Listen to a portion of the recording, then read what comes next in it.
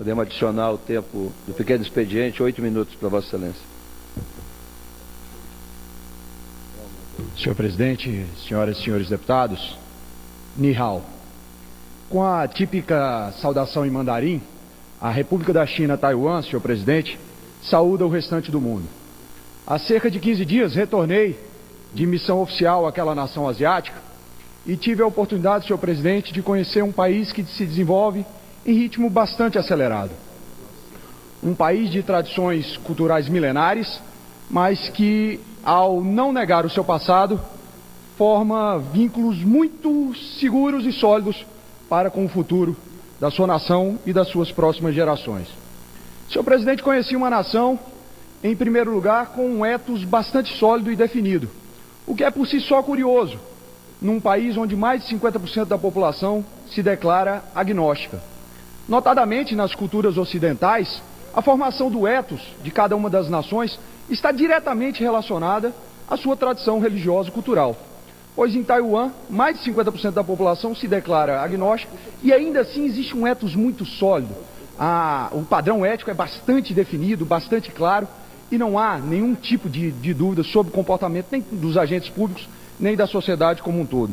Isso por si só já é extremamente curioso e mereceria mais atenção por parte da sociedade brasileira. Mas essa abordagem sociológica talvez seja apenas curiosa. O que nos cabe nesse instante é fazer uma abordagem acerca do desenvolvimento econômico daquela nação e como ela está aberta para novas parcerias com o Brasil e com os demais países da América Latina.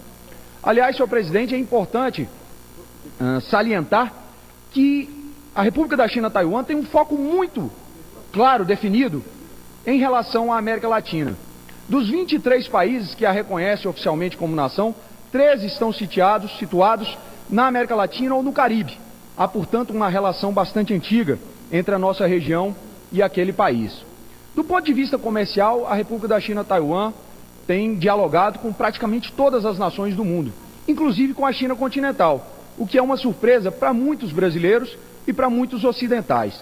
Hoje, senhor presidente, são mais de 500 voos semanais ligando a ilha ao continente. Mais de 3.000 empresas taiwanesas estão instaladas em território da China continental. E esta é outra oportunidade a qual os brasileiros devem se ater. Sabe-se que há uma burocracia muito intensa para se instalar uma empresa estrangeira em território chinês. Portanto, a possibilidade de realizar joint ventures com empresas taiwanesas é um filão imenso para o empresariado nacional.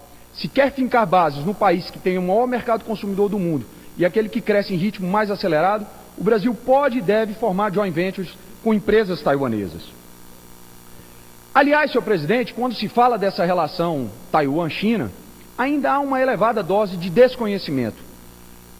China continental e a República da China, Taiwan, são basicamente formados pela mesma etnia.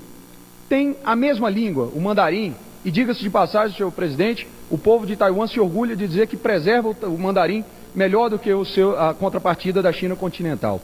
Pois quem tem a mesma raiz étnica, quem tem o mesmo padrão cultural, forma um só povo. E ao contrário do que se imagina, se discute muito e de forma muito séria, em Taiwan como na China, a possibilidade de, num período não muito distante de tempo, voltarem a conformar uma única nação. Talvez no modelo mais aproximado do que acontece hoje em Hong Kong, o que eles chamam de um país, dois modelos, onde existe a preservação do padrão ocidental capitalista em Hong Kong, sob o julgo ou sob a determinação, sob as orientações do governo de Beijing. Essa talvez seja a orientação mais provável para Taiwan ao longo das próximas décadas. O que há que se notar nesse instante é que existe uma aproximação, em função, eu repito, desse padrão étnico similar, único, a etnia Han, e dos seus valores culturais. Há em Taiwan, senhor presidente, diferentemente do que se possa imaginar, uma democracia vigorosa. Um modelo institucional um pouco diferente dos demais países ocidentais. Há em Taiwan 4 poderes, ao invés dos 3 tradicionais. Existe um yuan de controle, são 3 yuans, o legislativo, o executivo e o judiciário, e o yuan de controle, uma espécie de poder moderador que funciona muito bem. Esse desenho institucional de Taiwan funciona muito bem e é muito bem aceito pela população. Uma população, senhor presidente, que cresceu muito ao longo dos últimos anos. Quando Chiang Kai-shek chegou a Taiwan em 1949, a população da ilha era de 4 milhões de habitantes, e hoje são 25 milhões de taiwaneses. Uma população que enriqueceu muito rapidamente, senhor presidente. Em 1960, o PIB per capita de Taiwan era da ordem de 119 dólares. Em 2010, este mesmo PIB per capita ultrapassava a barreira dos 21 mil dólares. Portanto, um país que em 50 anos multiplicou a riqueza da sua população mais de 200 vezes. É um país que merece a orientação e a atenção por parte das nações ocidentais e, muito em particular, por parte do Brasil. Brasil que já é grande exportador para Taiwan, senhor presidente. Eu tive a oportunidade de conhecer uma empresa que é a 4ª maior aceria do mundo e que compra 50% da matéria-prima do Brasil. Portanto, já há um intercâmbio comercial bastante sólido. Aliás, diga-se de passagem, o maior investimento direto de uma empresa estrangeira em território brasileiro hoje é de uma empresa de Taiwan, da Foxconn, que investe nesses próximos 3 anos 12 bilhões de dólares para a construção de uma planta no interior de São Paulo, onde serão montados os iPads e os iPhones brasileiros. Eu acho, senhor presidente, que Taiwan é um país que merece um pouco mais de atenção por parte da sociedade e do governo brasileiros. É um país que tem muito a ofertar, bastante a ensinar e que exige muito pouco em contrapartida. Das 3 maiores fabricantes de PCs do mundo, senhor presidente, hoje, 2 estão sediadas em Taiwan, a ASUS e a Acer.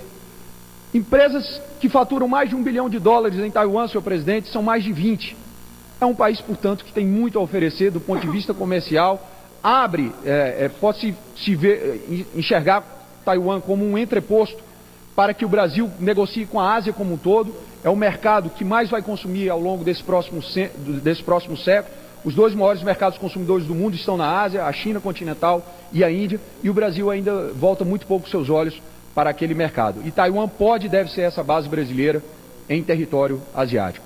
É chamando a atenção da sociedade brasileira, e principalmente para o nosso governo, que Taiwan merece um pouquinho mais de atenção, que eu finalizo também na forma tradicional mandarim, dizendo a Vossa Excelência, tchê tchê.